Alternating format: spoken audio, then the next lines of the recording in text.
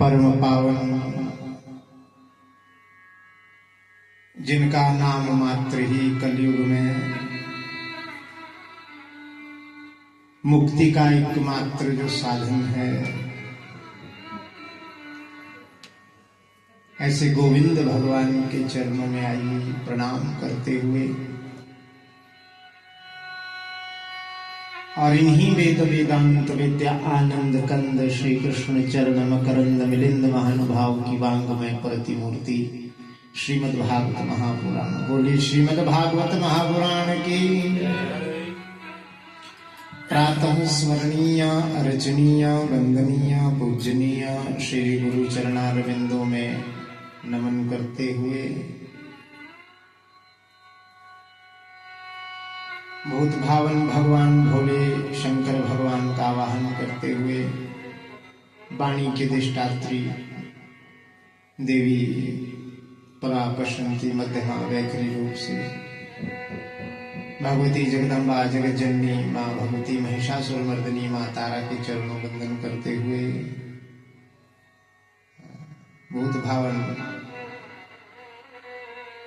और बंधुओं भाव के साथ कुल देवता श्री कृष्णेश्वर महाराज, जुंगा महाराज, ग्राम देवता, स्थान देवता, समस्त देवी देवताओं के चरणों वंदन करते हुए मंडल पर आवाहित स्थापित पूजित समस्त देवताओं के देवी देवताओं के चरणों में प्रणति पुष्पांजलि अर्पित करते हुए महावीर नरसिंह भगवान के चरणों में वंदन करते हुए सभी ब्राह्मण वर्ग ज्येष्ठ श्रेष्ठ विद्वत वरेण्य यजमान परिवार आप सभी का व्यासपीठ से हार्दिक अभिनंदन। बोलिए गोविंद भगवान की।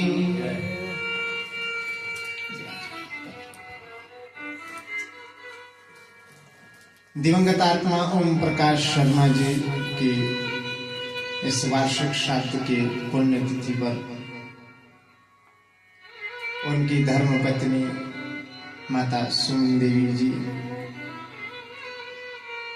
कर्मकर्ता दिवंगत आत्मा के भ्राता राजेंद्र शर्मा की धर्मपत्नी, अशोक शर्मा जी उनकी धर्मपत्नी, दिवंगत आत्मा जी की दोनों पुत्रियां बहन श्वेता बहन राखी, दिवंगत आत्मा की बहनें यहाँ पर विराजमान हैं। उनका भी बड़ा भाव, भगवान के प्रति बड़ी श्रद्धा प्रेम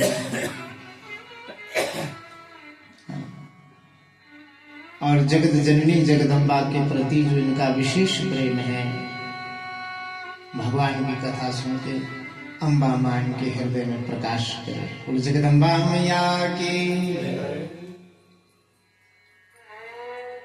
के भाग्योदयेन बहुजन्म समर्जितेन सत्संगमं च लभते पुरुषो यदा वै अज्ञान हेतु कृतमोहमदान्धकारं नाशं विदाहि ततो देते विवेका।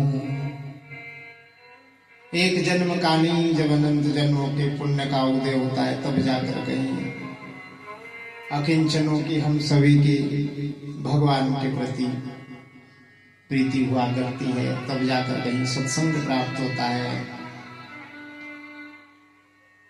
हृदय का जो अमल है उसका नाश होता है। होई विवेक मोह ब्रह्म भागा तब रघुनाथ चरण अनुरागा सखा परम परमार्थे हु मन क्रम वचन राम पदने हु। वो कितना प्यारा भाव है।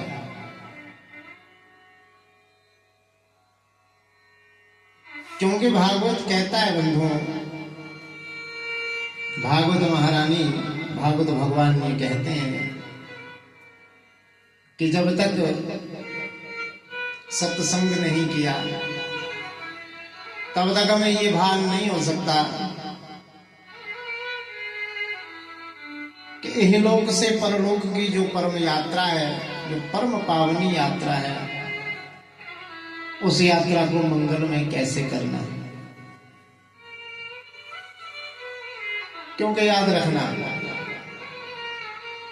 के धनानि भूमौ पशवश्च गोष्ठे नारी गृहद्वारि जना श्मशाने देहे चितायां परलोक मार्गे धर्मानुगो गच्छति जीवैका। प्रहलाद जी महाराज कह रहे हैं, पिताजी धनानि भूमौ, आपने जो ये रति लगा रखी है ना कि मैं सबसे बड़ा भगवान, मैं ही सब कुछ हूं, तो याद रखना पिताजी, धनानि भूमौ पशवश्च गोष्ठे, ये धन गड़ा का गड़ा रह जाएगा। नारी गृहदारी जना शमशाने, पत्नी गृह के द्वार तक जा सकती है साथ, वहां से आगे वो भी साथ नहीं जाएगी। जन लोग, हमारे रिश्तेदार लोग शमशान तक ज्यादा से ज्यादा साथ चलेंगे।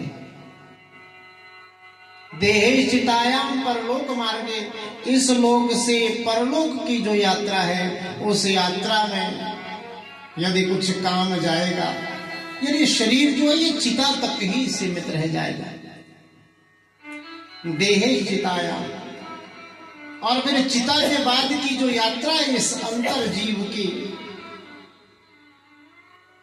परलोक मार्गे, उस परलोक के मार्ग की जो यात्रा है, उस यात्रा में यदि कुछ काम आएगा पिताजी, तो वो काम आएगा धर्म। और भागवत हमें सत्संग के साथ साथ इस धर्म का भी ज्ञान करवाती है, क्योंकि परमहंसों की संहिता है ना भाई जी,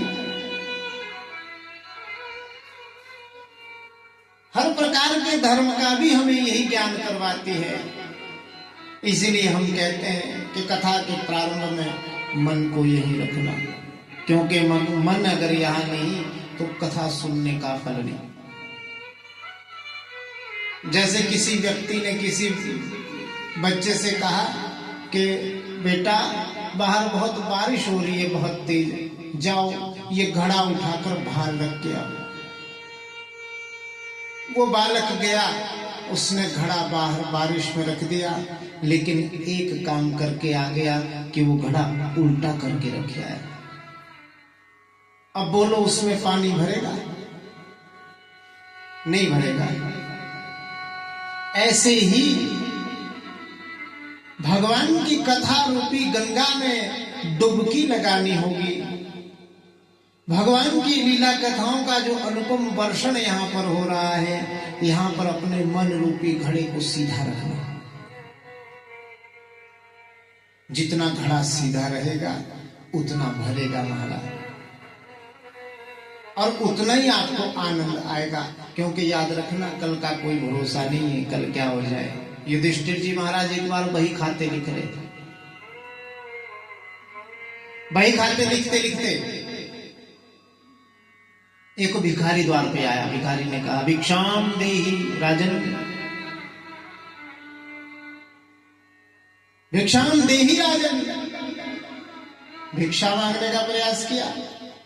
युधिष्ठिर जी महाराज धर्मा अवतार है महाराज, लेकिन वो धर्मा अवतार है, आज उससे कहने लगे, अरे तू आज मुझसे मांगने आया है, आज मैं बहुत व्यस्त हूं, ऐसा कर तू कल आना, कल आना। कल आने के लिए जैसे ही कहा तो बड़ा प्यारा भाव है बंधुओं। कल आने के लिए कह दिया कि तुम मेरे पास कल आना, आज मैं नहीं दे सकता, कल आना। लेकिन वही द्वार पर भीम जी महाराज उपस्थित थे, और भीम जी महाराज ने क्या किया, अपने भ्राता को जब ये कहते हुए सुना कि कल आना, महाराज एक बहुत बड़ा नगाड़ा उठा लिया, उस नगाड़े को लेकर चौराहे पर चले गए। चौराहे पर जोर जोर से नगाड़ा बजाने लगे और कहने लगे, मेरे भाई ने समय को जीत लिया, मेरे भाई ने समय को जीत लिया। युधिष्ठिर जी महाराज ने जब देखा ये भीम पागल तो नहीं हो गया, क्या हो गया इसको। भीम से कहा, अरे भीम, क्या कोई समय को जीत सका है? क्या समय किसी ने जीता? कोई नहीं जीत सकता समय को। भीम ने कहा, अरे भैया मुझे लगता है आपने सच में समय को जीत लिया, क्योंकि आप तो धर्म के अवतार है ना, आपने समय को जीत लिया। लेकिन युधिष्ठिर कहने लगे, अरे भीम तू पागल हो गया क्या, समय को कोई जीत सका है? ऐसी उल्टी बात क्यों कर रहा है? तो भैया आपने उस भिखारी को कल आने के लिए कह दिया, भिखारी से, वो आपसे भिक्षा मांगने आया था, आपने उस भिखारी से कह दिया कि कल आना। क्या कल का भरोसा? इसकी क्या गारंटी है भैया कि कल तक आप देने योग्य रहेंगे? इसका क्या भरोसा है कि कल तक वो लेने योग्य भी रहेगा? क्या इसका आप भरोसा कर सकते हैं भैया? और यदि कर सकते हैं तो ठीक आपने आदेश कल के लिए दिया, वो कल आकर आपसे ले लेगा। युधिष्ठिर जी के महाराज में बात आ गई, खाने में पड़ गई दिमाग के। भीम से कहा, जा अभी जा, इसको अभी बुला, इसको अभी दिए दे देता हूं। बोलो गोविंद भगवान की। इसलिए कल का भरोसा नहीं करना, क्योंकि यही बात परीक्षित जी महाराज को सुखदेव महाप्रभु बता रहे हैं। क्योंकि परीक्षित से अपराध हो गया था ना, परीक्षित से अपराध हो गया था, ऋषि के गले में मरा हुआ सर्प डाल दिया, उनके पुत्र श्रृंगी ने श्राप दे दिया, तुझे 7 दिन में मरने का श्राप दे दिया। कहते लंगे तुम्हारे आदम तक्षका सप्तमे हरि, 7वें दिन मार देगा। तो अपना मरण सुधारने के लिए गंगा के तट पर आए सुखदेव महाप्रभु यही बात प्रथम बता रहे हैं। परीक्षित को सबसे पहला जो उपदेश दिया, मृत्यु के विषय में दिया, और कल का भरोसा ना करने की बात बताई, और यही कहा कि परीक्षित जो कुछ है, जो समय है, वो आज का ही समय है, कल के समय का, कल के दिन दिवस का कोई भरोसा नहीं। यही बात बताई। और परीक्षित से कहा, बंधु यही बात कही कि पुत्र हमेशा मृत्यु को याद रखना। बोलो गोविंद भगवान की। क्या रखना? मृत्यु को याद रखना। यह उपदेश केवल परीक्षित को नहीं है भाई जी, ये हम सबके लिए कि हमें सदैव मृत्यु को याद रखना चाहिए। और हम तो ये कहते हैं महाराज कि अपना घर ऐसी जगह पर होना चाहिए जहां से शमशान घाट सीधा दिखता हो। रोज सुबह सुबह दर्शन हो जाए तो यही याद बनी रहेगी कि रे भैया हमें भी एक दिन इसी स्थान पर जाना है, यही रास्ता है, यही रास्ता। परीक्षित और बंधु देखो, और हमारी क्या स्थिति है, हम लोगों की क्या स्थिति है कि प्यास लगती है तो पनघट की याद आती है। हमें प्यास लगती है तो नलके की याद आती है। पहले पनघट की याद आती थी, अब नलके की याद आती है। सबसे जब प्यास लगती है गिलास उठा के सीधे नलके के पास जाते हैं। आप यहाँ पनघट की जगह नलका समझ।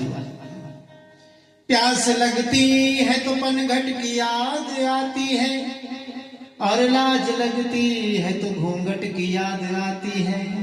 क्या गमगीन कहानी है जिंदगानी की, कि मौत आती है तो मरघट की याद आती है। जब अंतिम समय होता है ना, तभी मरघट की याद आती है। ऐसे किसको मरघट याद रहता है? इसलिए बंधुओं कि सज धज कर जिस दिन मौत की शहजादी आएगी, कि सज धज कर जिस दिन मौत की शहजादी आएगी, न सोना काम आएगा न चांदी काम आएगी। छोटा सा तू कितने बड़े अरमान है तेरे, है मिट्टी का तू सोने के सामान है तेरे। मिट्टी की काया जिस दिन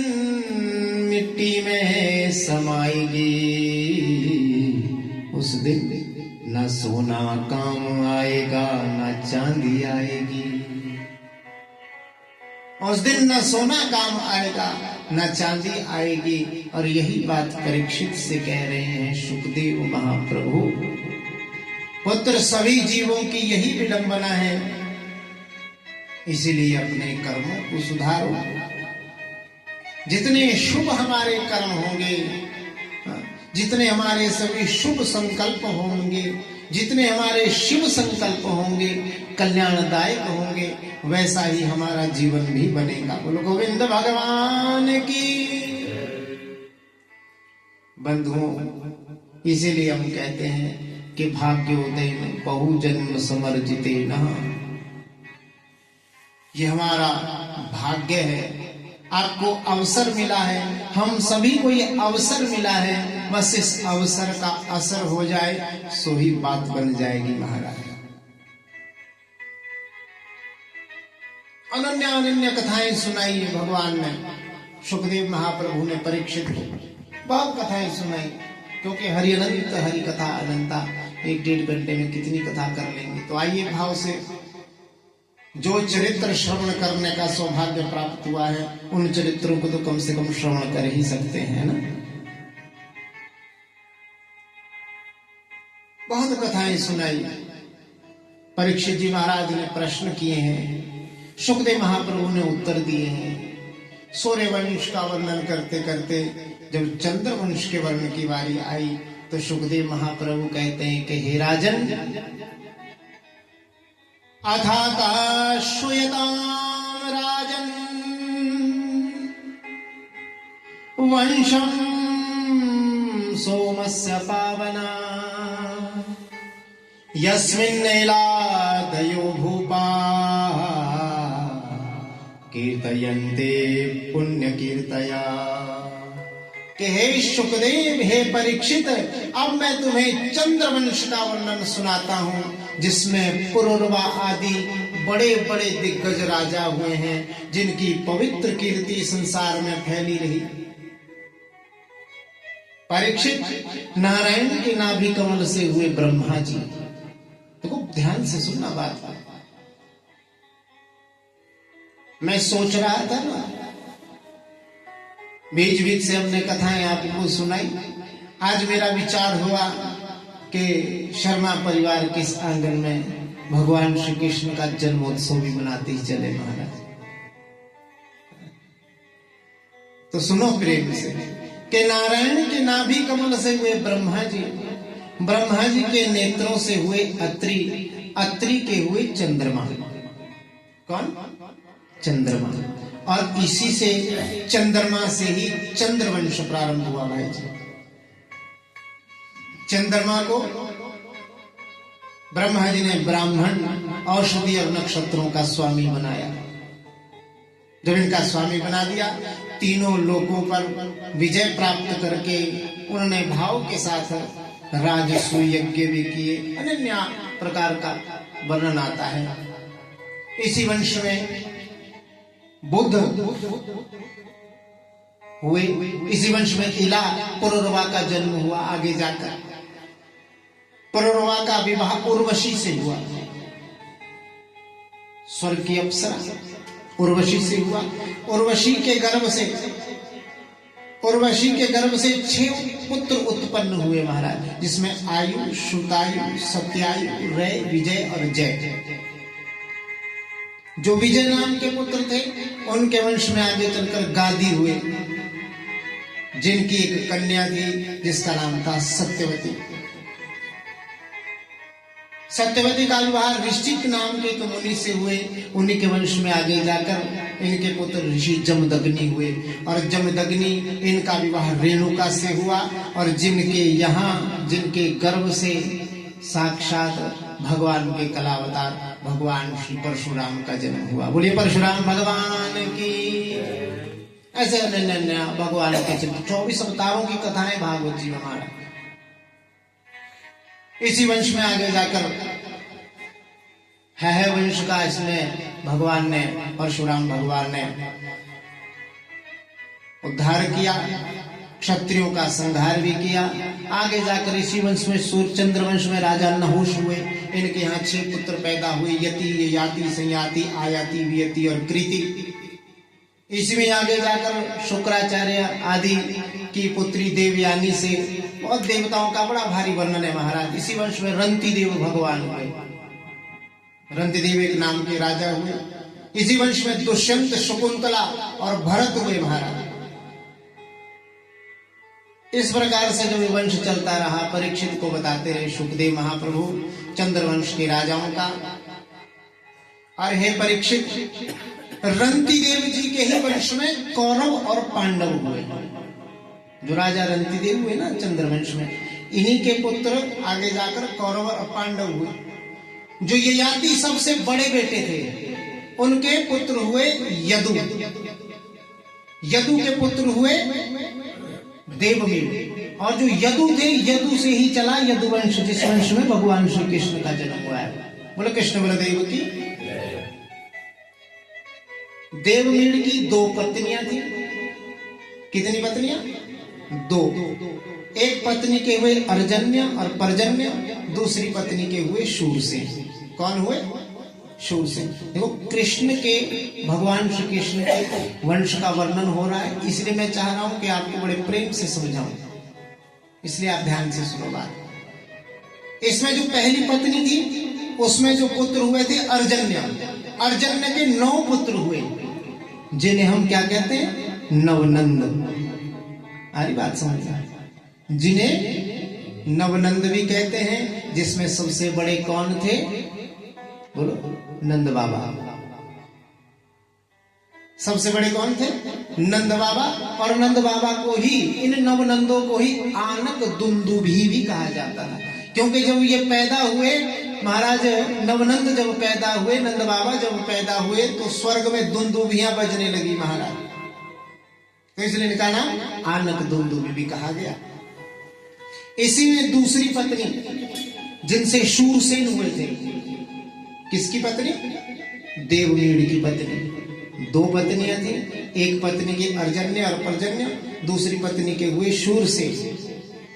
दूसरी पत्नी के जो शूरसेन हुए, उन्हीं के हुए वसुदेव जी। कौन हुए? वसुदेव जी। वसुदेव जी की कितनी पत्नियां थी?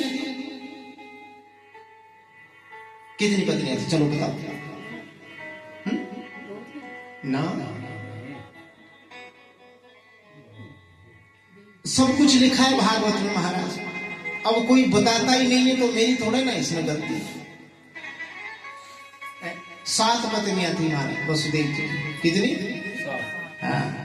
गौरवी, रोहिणी, भद्रा, मदिरा, रोचना, इला।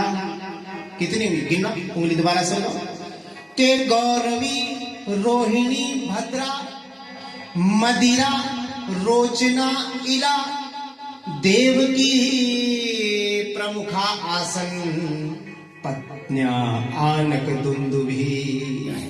जिसमें देवकी प्रमुख थी। कौन? गौरवी, रोहिणी, भद्रा, मदिरा, रोचना, इला और देवकी। ये 7 पत्नियां हुई। वसुदेव की ये 7 पत्नियां थी। उसमें 7वीं पत्नी जो मैया देवकी थी, उनके गर्भ से 8 संतानें पैदा हुई। परीक्षित 8वें साक्षात भगवान विष्णु के अवतार थे, जिन्हें हम सभी श्री कृष्ण रूप में जानते हैं। बोले कृष्ण बलदेव की। 9वीं बिटिया हुई परीक्षित, जो तुम्हारी दादी मां लगती हैं, जिनका नाम है भगवती सुभद्रा। क्या नाम है? सुभद्रा। ये वही सुभद्रा है जिनका विवाह किससे हुआ था? बोलो। सुनाओ रे सुनाओ, कथा नहीं तो फटाफट आरती को बचा लाडी। सुभद्रा का विवाह अर्जुन जी महाराज से हुआ। जन्म भगवान का मथुरा में हुआ। जन्म महोत्सव गोकुल में मनाया गया। कहाँ मनाया गया? गोकुल में। हाँ, 4 वर्ष भगवान ने गोकुल में लीला करी। कहाँ लीला की? कितने साल रहे गोकुल में? 4 साल। हाँ, वृंदावन गए तो कितने साल के थे? 6 साल के थे। हाँ, क्या बात है। माता जी को कथा सुनती है, बहुत सब बातों के जवाब दे रहे, पीछे बैठे। कितने वर्ष के जब मथुरा चले गए? 6 से 7 वर्ष के थे। वहीं पर कंस का उद्धार किया। 14 वर्ष तक मथुरा में रहे। 25वें वर्ष में अवस्था में रण छोड़ बन के द्वारिका बसाकर समुद्र में विराजमान हो गए। द्वारिका में 100 वर्षों तक भगवान ने लीला की। परीक्षित भगवान सुखदेव भगवान बता रहे हैं ये परीक्षित को कि कैसे कैसे 125 वर्ष की अवस्था में सारी पृथ्वी का भार दूर किया परीक्षित और अपने परम धाम को चले गए। बोलो गोविंद भगवान की। परीक्षित बोले होगी महाराज कृष्ण कथा? बोले सुना तो दी, सुना तो दी। भागवत में वर्णन आता है, मूल पाठ का भी वर्णन आता है कि चतुर्थे ही कृष्ण जन्मनि, चौथे दिन कृष्ण जन्म होना चाहिए मूल पाठ में। जब मूल पाठ करते ना सुबह संस्कृत का, तो चौथे दिन दशम स्कंद में मूल पाठ में भगवान श्री कृष्ण का जन्म होना चाहिए। इसीलिए हमने कल आपसे वो माखन मिश्री मंगवाया था भोग में। चौथे दिन 4 दिन की कथा हो गई। परीक्षित ने पूछा हो गई महाराज कृष्ण कथा? बोले हो गई। अरे महाराज, जिनके लिए इतने सुबह से शाम में बैठा आपके पास कथा सुनाने के लिए, और राजाओं का बड़ा भारी चरित्र आपने सुनाया कि फलाने राजा सूर्यवंश के वो राजा उसके वो राजा है। और जब भगवान श्री कृष्ण की कथा सुनने का समय आया तो आपने 1 मिनट में हाजमोले की गोली खा ली महाराज। परीक्षित ने प्रश्न करते हुए कहा कि हे शुकदेव महाप्रभु, भागवत जी के दशम स्कंद का यहाँ से प्रारंभ हुआ और दशम स्कंद में ही परीक्षित ने पूछा शुकदेव महाप्रभु से के कथितो वंश विस्तारो भवताम सोम सूर्यो राज्ञा चोभ्यवंशाना चरितम परमद्भुतम के यदोश्च धर्मशीलस्य नितरां मुनिसत्तमा तंत्रांशेनावतीर्णस्य विष्णु वीर्याणि शंसना। कि हे प्रभु, हे शुकदेव महाप्रभु, आपने बड़ा भारी विस्तार से वंश वर्णन किया, सूर्यवंश के राजाओं का, चंद्रवंश के राजाओं का। और जब मेरे प्यारे प्रभु गोविंद की चर्चा आई तो एक ही श्लोक में सारी कथा समाप्त कर दी। हे शुकदेव महाप्रभु, मैं आपसे जानना चाहता हूं, मैं आपसे ये जानना चाहता हूं कि मां शब्द में कितना महत्व होता है।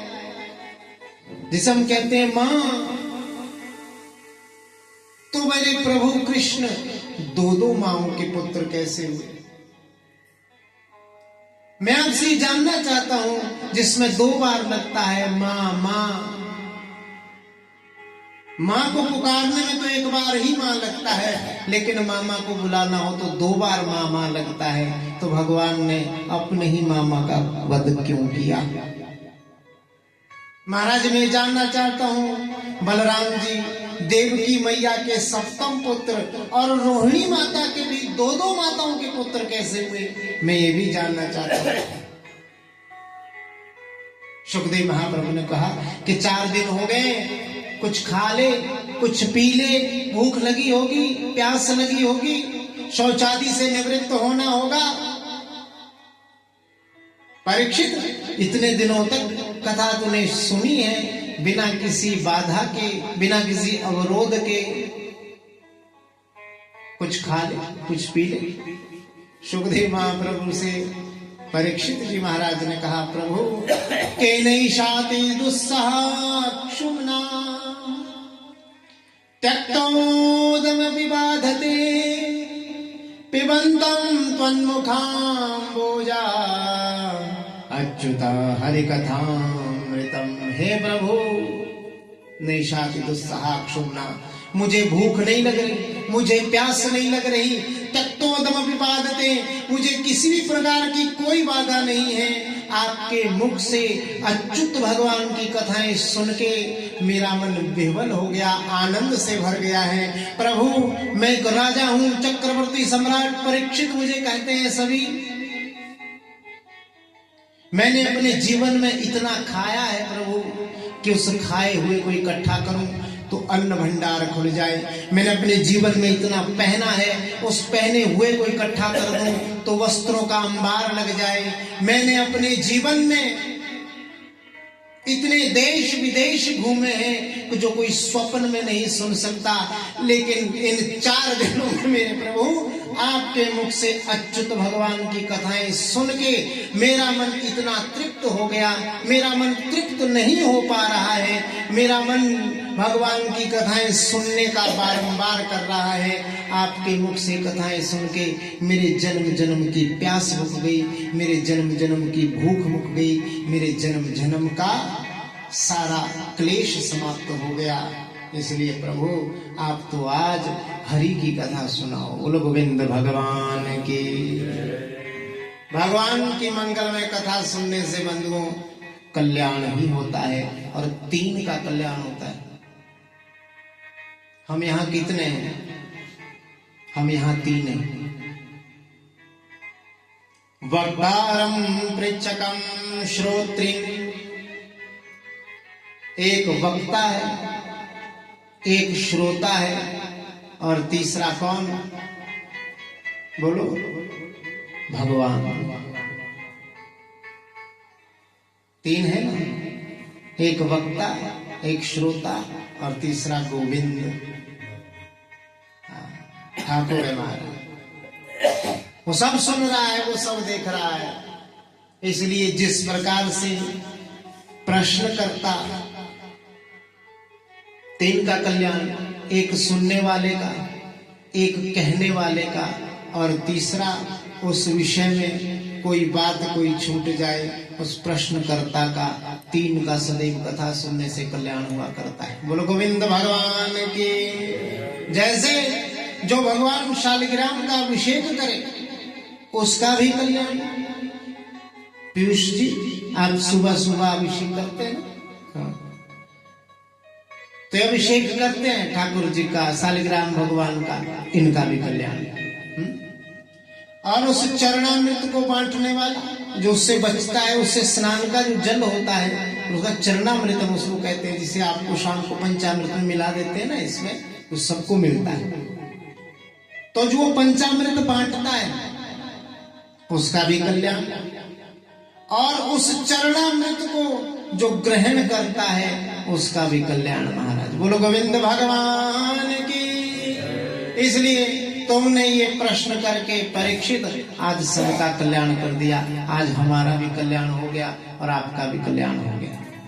सुनो परीक्षित, पृथ्वी पर जब पाप बढ़ जाता है, दुष्टों का जब बोलबाला हो जाता है, तो गोस्वामी तुलसी बाबा कह रहे हैं कि जब जब हो धर्म की हानि, बाढ़ ही असुर अधम अभिमानी, तब तब धरि प्रभु विविध शरीरा, हरे ही कृपा निधि सज्जन पीरा। जब जब हो धर्म की हानि, जब जब धर्म की हानि होती है, असुर अधम और अभिमानी लोग बढ़ने लगते हैं, अत्याचार करने लगते हैं, गौ ब्राह्मण स्त्रियों पर जब अत्याचार होता है परीक्षित, तब तब धरि प्रभु विविध शरीरा, तब तब गोविंद, तब तब वो ठाकुर विविध रूप में शरीर धारण करते हैं। हरहि कृपा निधि सज्जन पीरा, और वो कृपा निधि भगवान सभी सज्जनों की पीड़ा का हरण कर लेते हैं। ऐसा ही जब असुरों का खूब बोलबाला हो गया परीक्षित, जरासंध और कंस जैसे क्रूर राक्षसों ने धरती पर पापाचरण करके प्रजा को कष्ट देने लगे, त्रास देने लगे, तो पृथ्वी ने गौ का रूप धारण किया। किसका रूप धारण किया? हाँ, पृथ्वी को भी जब कष्ट होता है ना तो गौ का रूप धारण करके जाती भगवान के पास। किस किस के घर में गाय है? सबके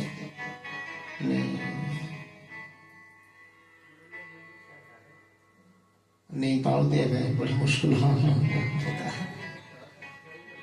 हाँ, गौ का रूप धारण करके पृथ्वी माता ब्रह्मा जी की शरण में गई। सभी देवताओं के साथ मिलकर ब्रह्मा जी के शरण में गई। ब्रह्मा जी से प्रार्थना की कि पृथ्वी त्रस्त है, पापी पुरुषों के पाप के कारण पृथ्वी बहुत त्रस्त है। ब्रह्मा जी ने कहा कि मेरे साथ मिलकर चलिए क्षीर सागर में नारायण की स्तुति करते हैं। बोलो गोविंद भगवान की। तो नारायण की स्तुति करने के लिए भागवत जी में लिखा है भाई जी कि पुरुष सूक्त के माध्यम से नारायण की स्तुति की सभी देवताओं ने। ब्रह्मा जी ने सहस्त्र शीर्षा पुरुषा सहस्त्राक्षा सहस्त्रपाता, ये 16 मंत्र है ऋग्वेद के। इन 16 मंत्रों के माध्यम से नारायण की स्तुति की और ब्रह्मा जी ने समाधि में भगवान का आदेश ब्रह्मा जी को प्राप्त हुआ। और आज ब्रह्मा जी ने कहा सभी देवताओं से, गौ से भी कहा कि सुनो देवताओं, भगवान को पृथ्वी के कष्ट का पता पहले से ही चल चुका है और वे शीघ्र ही अवतार ग्रहण करने वाले हैं। आप सभी देखना, वसुदेव जी के घर में स्वयं भगवान पुरुषोत्तम प्रकट होंगे। बोलो गोविंद भगवान की। क्या लिखा है यहाँ पर? कहाँ प्रकट होंगे? किसके घर में प्रकट होंगे? वसुदेव जी के घर में। तो भगवान तो जेल में पैदा हुए है भाई, तो फिर यहाँ घर क्यों लिखा? यहाँ लिख सकते थे कि कारागार में प्रकट होंगे, जेल में पैदा होंगे। यहाँ पर क्या लिखा है? वसुदेव गृहे, वसुदेव जी के घर में। तात्पर्य यहाँ पर सुखदेव महाप्रभु क्या कहना चाहते हैं कि वास्तव में घर किसे कहा जाता है? वास्तव में घर को घर नहीं कहा जाता, घर तो गृहिणी से होता है। न गृहम गृहमित्याहो गृहिणीम गृहमुच्यते। जहां पर गृहिणी है, जहां पर पत्नी है, वहीं पर पुरुष का घर है महाराज। अरे देवताओं, उनकी प्रियतमा श्री राधा जी भी प्रकट हो रही हैं और उनकी सेवा करने के लिए हे देवांगनाओं, तुम भी जन्म ग्रहण करना, अवतार ग्रहण करना। स्वयं शेष भगवान भी बड़े भाई बन के आ रहे हैं और तो और भगवान की माया भी, भगवान की इस माया में उनका सहयोग करने के लिए अवतार ग्रहण कर रही हैं। बोलो जगदम्बा मैया की। देवताओं को कहा कि जाओ तुम भी अवतार ग्रहण करो। और आज मथुरा मंडल में अनेकानेक देवताओं का अवतार होने लगा महाराज। मथुरा मंडल में सारा आता है ना हमारा, वृंदावन, गोकुल, बरसाना, सब मथुरा मंडल में ही आता है। तो वहां पर अनेकानेक देवताओं का अवतार होने लगा, जन्म होने लगा भगवान की सेवा करने के लिए। सुखदेव जी कहते हैं परीक्षित, उस समय यदुवंशों के राजा थे। कौन कौन थे? उग्रसेन, नाम याद रखा करो। उसमें मथुरा मंडल के जो राजा थे ना, मथुरा के जो राजा थे वो थे उग्रसेन। कल को कोई पूछ ले, इसलिए नाम याद रखा करो। कौन उग्रसेन थे, कौन शूरसेन थे। मेरे तो पता लगेगा ना कि कथा सुनी हमने हमारी। उग्रसेन जी महाराज थे राजा। इनके यहाँ एक पुत्र पैदा हुआ। उग्रसेन जी महाराज के यहाँ एक पुत्र पैदा हुआ। ब्राह्मणों ने, संतों ने भविष्यवाणी कर दी। संतों ने भविष्यवाणी कर दी कि तेरा ये पुत्र बहुत दुष्ट होगा, दुनिया को त्रास देने वाला होगा, तो इसके दुखों को सहन नहीं कर पाएगा। इसलिए यदि कुछ चाहता है, सुख चाहता है, तो इसका त्याग कर दे। उग्रसेन जी महाराज ने उसका त्याग करके जमुना जी में बहा दिया। वहां से आगे शूरसेन महाराज थे। शूरसेन महाराज ने उसका पालन किया, पोषण किया। जब उन्हें जमुना जी में बहता हुआ दिखा ना बालक, तो शूरसेन जी महाराज ने उसका पालन पोषण किया। जब वो बड़ा हुआ तो उसे पता लगा कि उसके पिता उग्रसेन ने उसे जमुना जी में बहा दिया था। बड़ा क्रोध आया उसको महाराज। उसने क्या किया? उसने भगवान शंकर की उपासना की और भगवान शंकर से एक दिव्य धनुष प्राप्त किया। सुनिए ये कथा पहले, सब लिखिए भागवत में, मैं फिर यही कहूंगा, लिखा सब भागवत में, कोई सुनाए ना तो मैं क्या करूं महाराज। बोलो गोविंद भगवान की।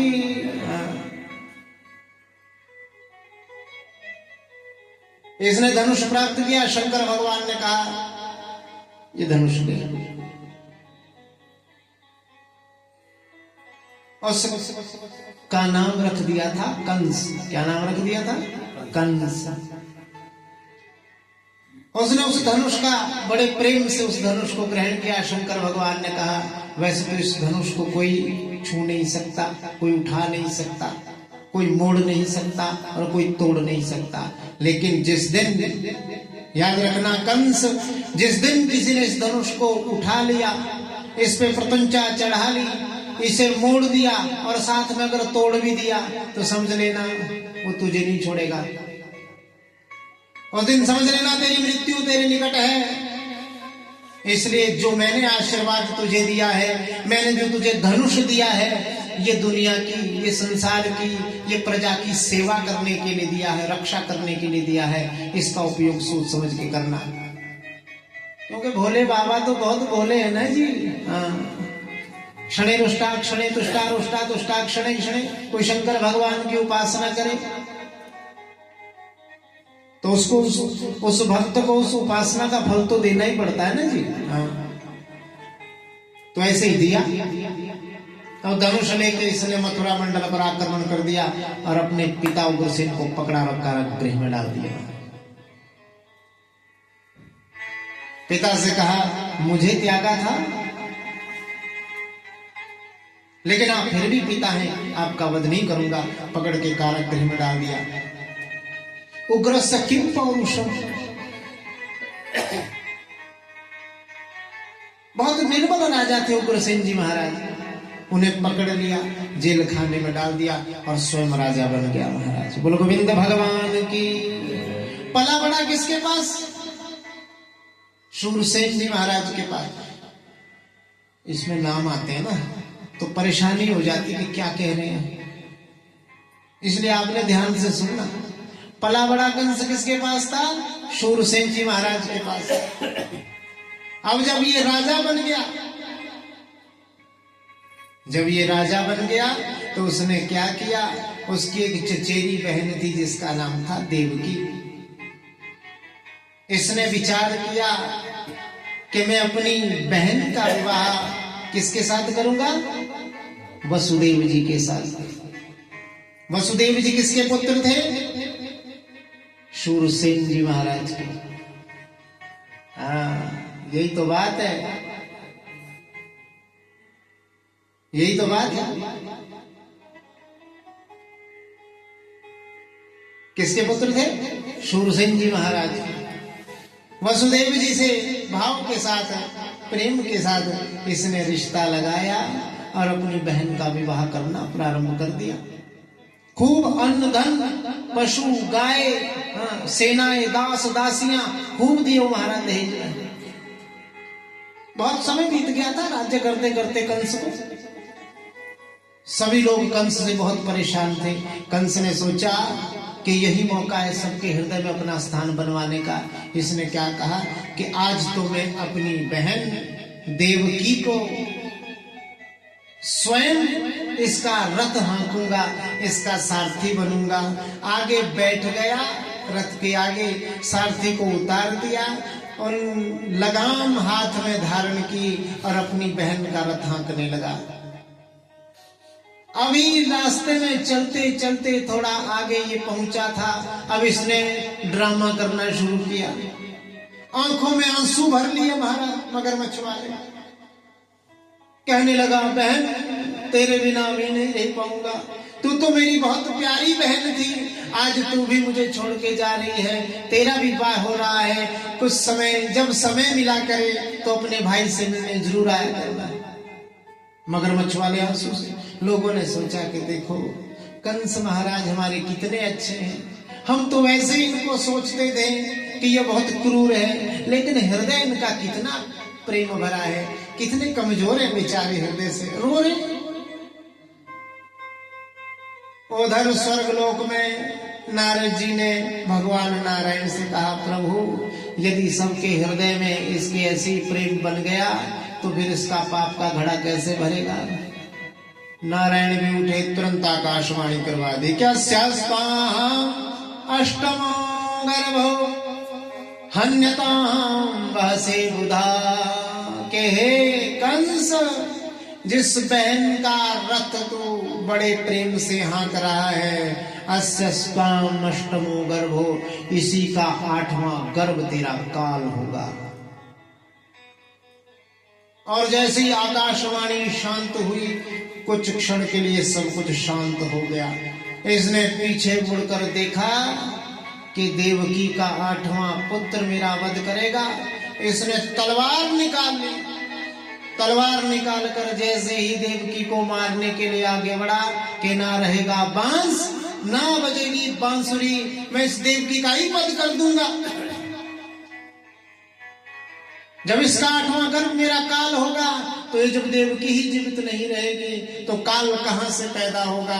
और बंधुओं केशों से पकड़ लिया और तलवार लेकर जैसे ही देवकी को मारने वाला था, सोई महाराज वसुदेव जी महाराज ने रोक लिया, हाथ पकड़ लिया। हाथ पकड़कर कंस से कहा, पाति रक्षति इति पति। क्या मतलब?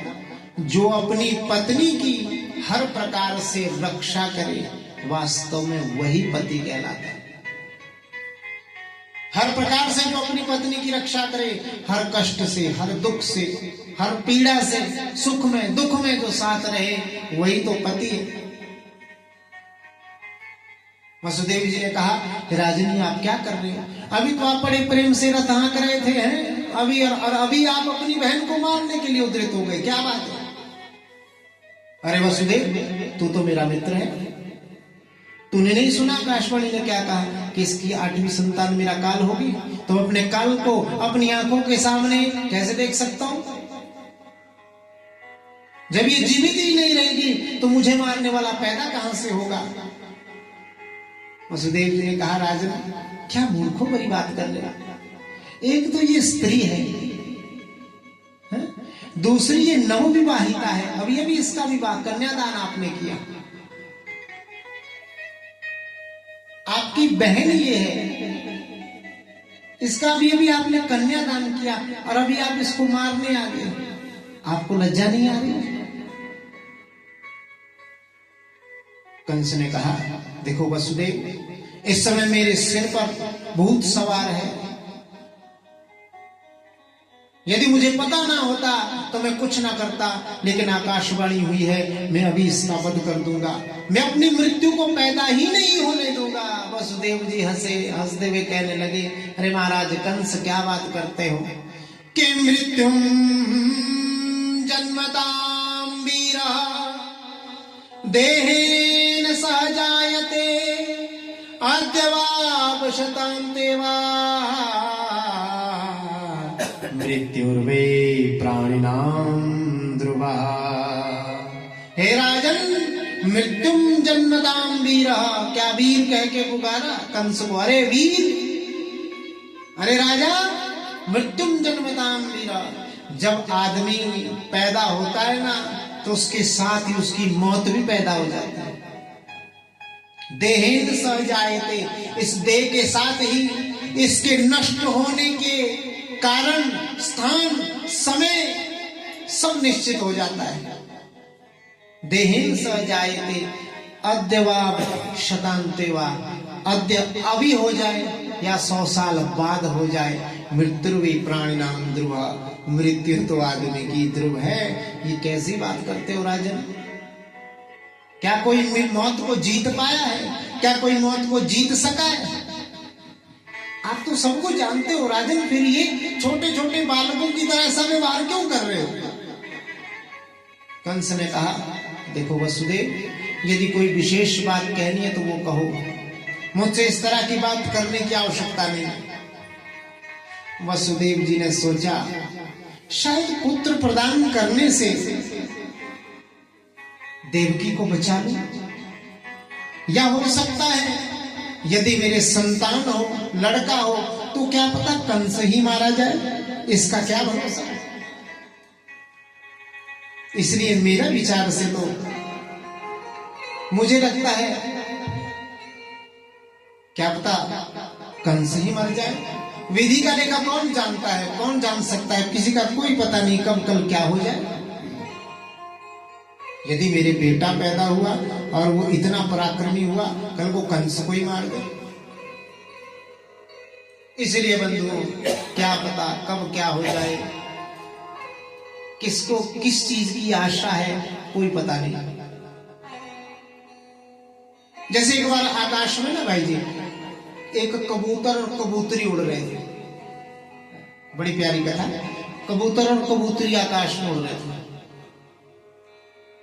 कबूतर और कबूतरी को देख के बाज ने सोचा, बाज समझते गिद्ध, उसने सोचा कि मैं उसको पकड़ लूं। कबूतर या कबूतरी को दो में से किसी एक को पकड़ के अपना आहार बनाओ, मेरा आज का दिन निकल जाएगा, बढ़िया नाश्ता भी हो जाएगा, ब्रेकफास्ट लंच डिनर सब हो जाएगा इकट्ठा। उस कबूतर और कबूतरी के पीछे उड़ रहा था बाज, और धरती पर नीचे एक व्याध भी देख रहा था कबूतर और कबूतरी को। व्याध समझते हो, शिकारी।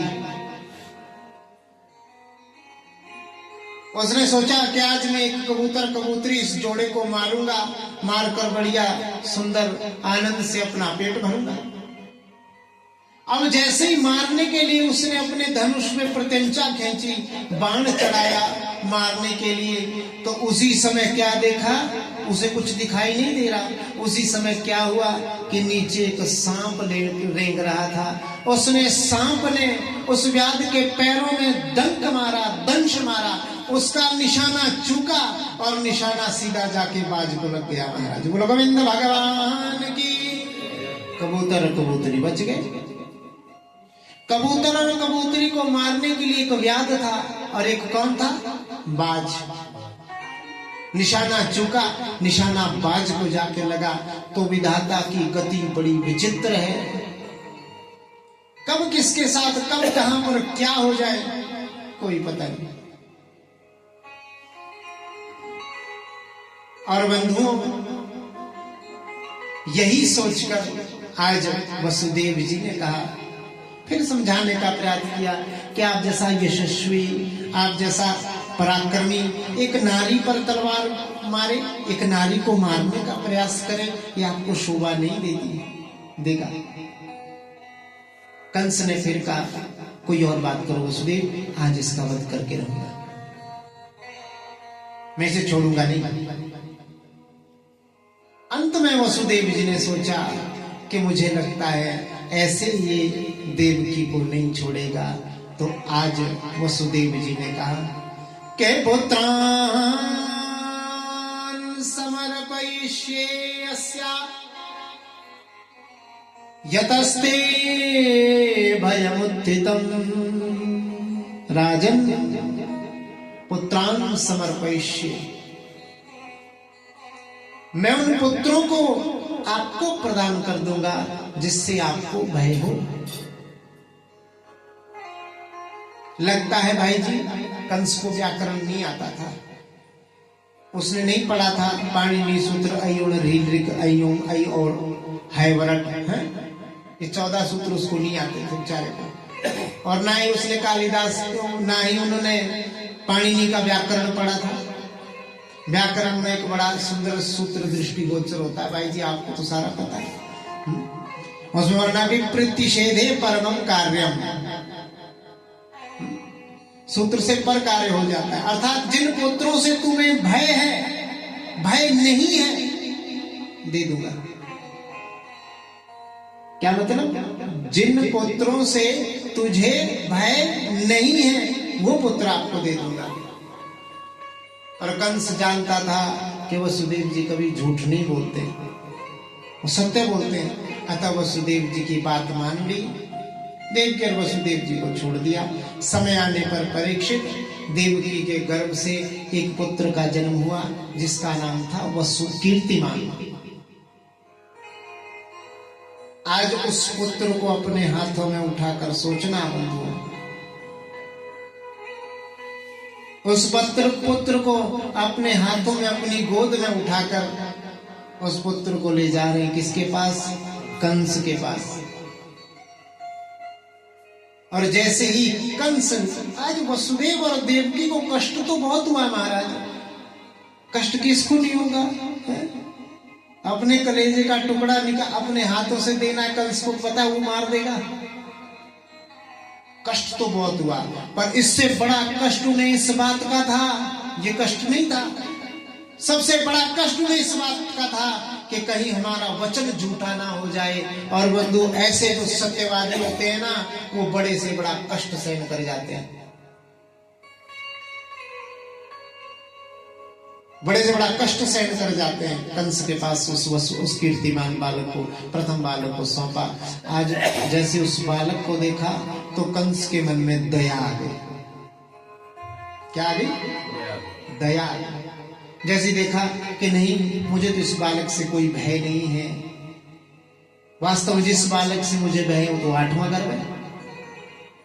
वसुदेव जी से कहा जाओ जाओ इसे लेकर चले जाओ, 8वां पुत्र मुझे प्रदान करना जिसके प्रति आकाशवाणी हुई थी, इस बालक को ले जाओ। उतनी देर में नारद जी आ गए। नारद जी ने कहा कि हे महाराज कंस, पहला भी 8वां हो सकता है और 8वां भी पहला हो सकता है, 5वां भी 8वां हो सकता है, 5वें से गिनो तो। इसलिए महाराज देवताओं का कोई भरोसा नहीं, देवताओं का कोई भरोसा नहीं, कौन सा ही पुत्र 8वां हो सकता है। और ये कहकर कंस ने उस बालक को पुनः मंगवाया, पैरों से उस बालक को पकड़ा, सिर पर से घुमाया और एक शिला पर पटक दिया। महाराज मार दिया। मारकर वसुदेव और देवकी को बेड़ियों में जकड़ा और कारागृह में बंद कर दिया कि कहीं ऐसा ना हो कि कोई बालक पैदा हो और उस बालक को बदल दे, संतान को ही बदल दे, कोई पता नहीं लगता। देवकी और वसुदेव जी को पकड़ लिया। कंस ये जानता था बंधुओं कि वो पिछले जन्म में कालनेमी नाम का राक्षस था और विष्णु भगवान ने उसे मारा था। अरे इसी करके भगवान विष्णु से कंस वैर करता है। एक एक करके इसने देवकी के 6 पुत्रों का वध कर दिया। महाराज पहला, दूसरा, तीसरा, चौथा, 5वां, 6वां, 6 पुत्रों का वध कर दिया।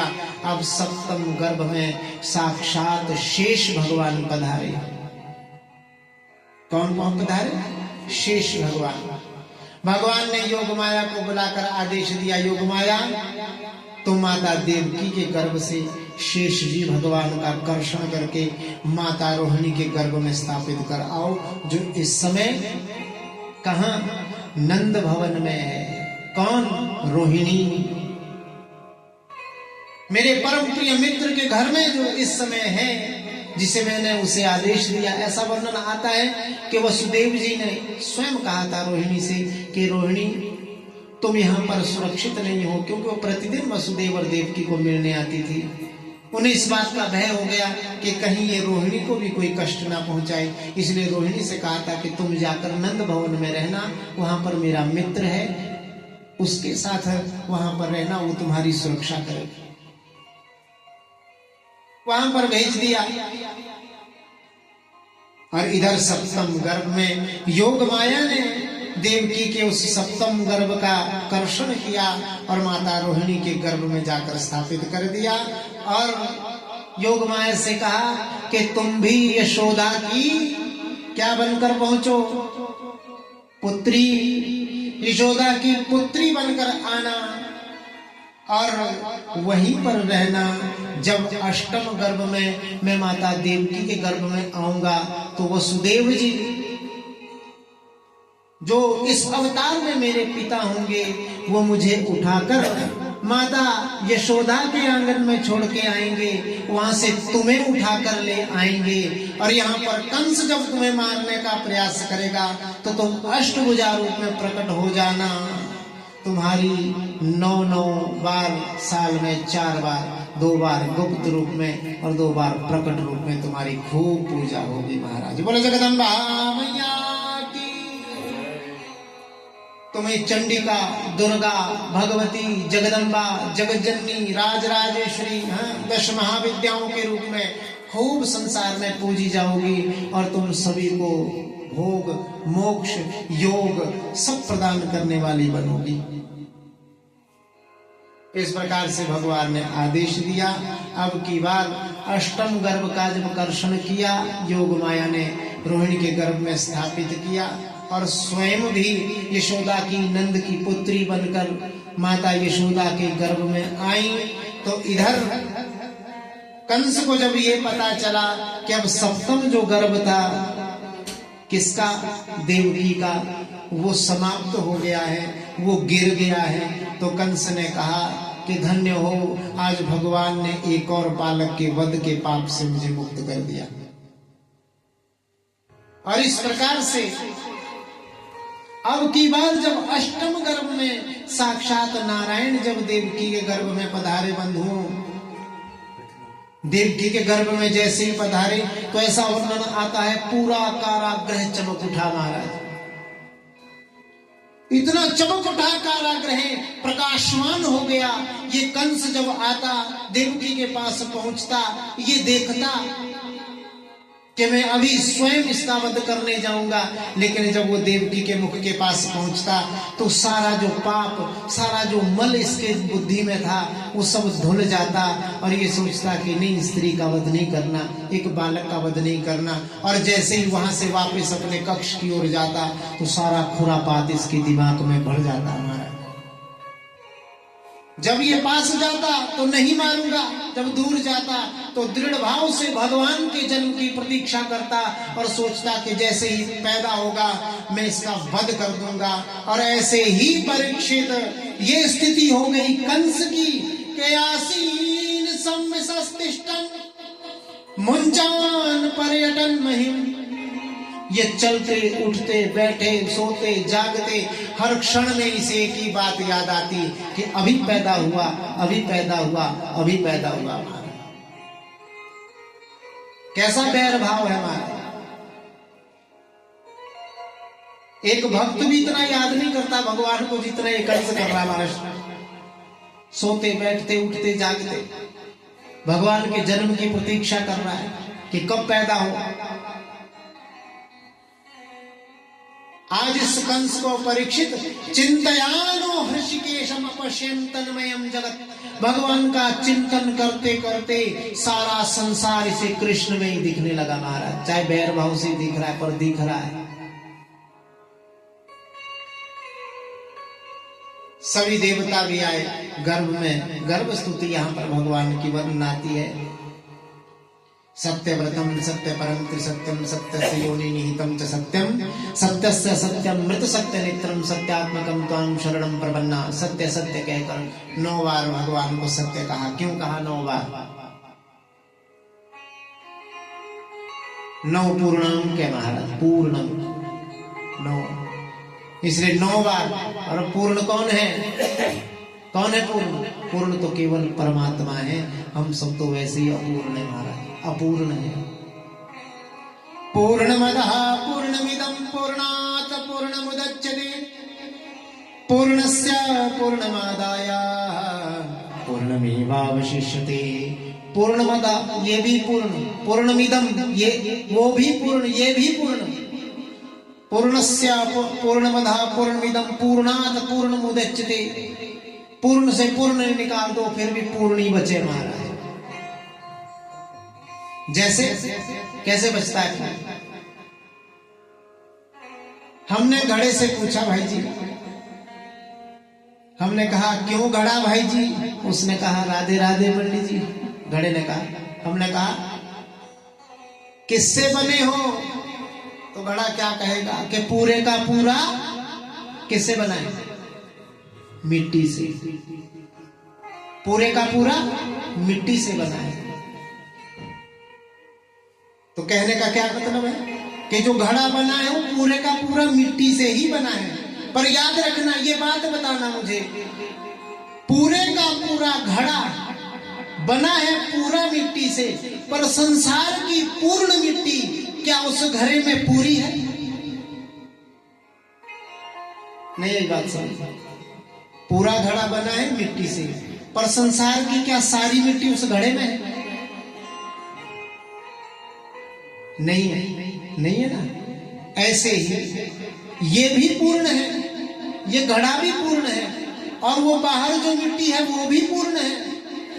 उस घड़े को तोड़ दो, मिट्टी मिट्टी में मिल गई, वो भी पूर्ण हो गया। अर्थात ये भी पूर्ण, वो भी पूर्ण, और जो पूर्ण से पूर्ण निकाल ली जाती है, पूरी मिट्टी निकाल ली जाती है, पूर्ण शरीर बनता है, फिर बाद में ये मर के पूरा का पूरा मिट्टी में मिल जाता है।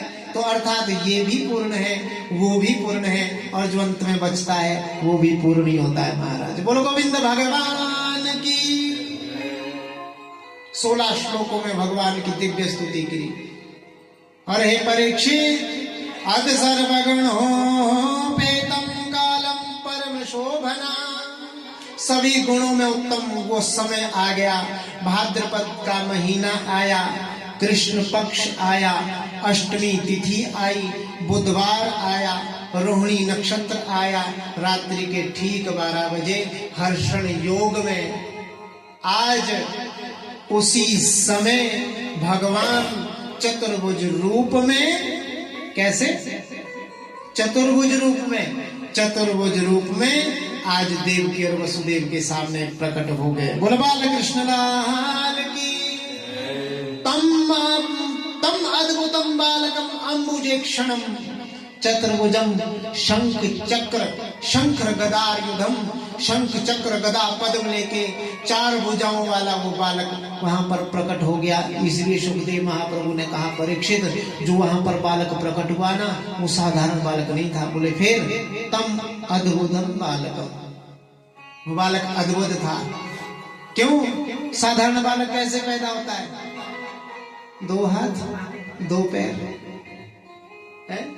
और कैसे पैदा होता है? एक वस्त्रशील पे नग्न पैदा होता है। लेकिन परीक्षित, ये बालकम तम अद्भुतम, ये बालक बहुत अद्भुत था। बोले कैसे? अंबुजेक्षणम, कमल के समान इसकी आंखें थी, चतुर्भुजम, 4 भुजाएं थी, और शंख चक्र गदा पद्म आयुध इसने धारण कर रखे थे, सांद्र पयोद सौभगम, और पीतांबर धारण करके बड़े भाव के साथ ये पैदा हुआ।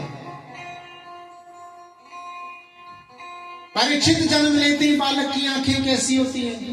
बंद। परी जैसी पैदा हुआ, कमल जैसी आंखें, ऐसी बड़ी बड़ी बात, सुंदर। ये जन्म लेते ही अंबुजेक्षणम, कमल ऐसी आंखों वाला। इसलिए हे परीक्षित, जैसे ये पैदा हुआ, आज शंख चक्र गदा पद्म लेते ही आज वसुदेव जी महाराज ने 10,000 गाय दान करने का संकल्प ले लिया। जब इस कारागृह से संकल्प लिया, केवल जब इस कारागृह से छूटूंगा तो 10,000 गौओं का दान करूंगा। और जब ऐसा अद्भुत बालक देखा, वसुदेव जी ने प्रणाम किया, और प्रणाम करके भगवान की स्तुति की। विदितो वसी भगवान साक्षात, मैं जानता हूँ, विदितो वसी, मैं जानता हूँ, भगवान आप साक्षात, विदितो वसी भगवान साक्षात, पुरुषा प्रकृते पर, आप पुरुष हैं, परम पुरुष है, प्रकृति पर, इस प्रकृति से परे है। केवलानुभवानंद स्वरूप सर्वबुद्धि दृक्, केवल भी आपका आनंद स्वरूप आपने प्रकट किया है, इस आनंद स्वरूप को बारंबार प्रणाम है।